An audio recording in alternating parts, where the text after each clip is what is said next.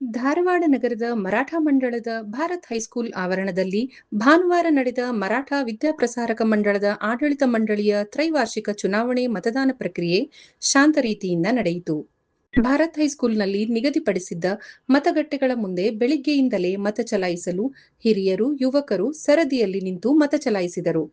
ಮರಾಠ ವಿದ್ಯಾಪ್ರಸಾರಕ ಮಂಡಳದ ಆಡಳಿತ ಮಂಡಳಿ ಚುನಾವಣೆಯಲ್ಲಿ ನಗರದ ಒಟ್ಟು 13 ವಾರ್ಡ್ಗಳ ವ್ಯಾಪ್ತಿಗೆ ಬರುವ ಮರಾಠ ಸಮಾಜದ ಮತದಾರರು ಮಂಡಳದ ಅಧ್ಯಕ್ಷ, ಉಪಾಧ್ಯಕ್ಷ ಹಾಗೂ 13 ನಿರ್ದೇಶಕ ಸ್ಥಾನಗಳಿಗೆ ತಮ್ಮ ಮತವನ್ನು ಚಲಾಯಿಸಿದರು. ಮುಂಜಾಗ್ರತಾ ಕ್ರಮವಾಗಿ ಬಿಗಿ ಪೊಲೀಸ್ ಬಂದೋಬಸ್ತ್ ಕಲ್ಪಿಸಲಾಗಿತ್ತು.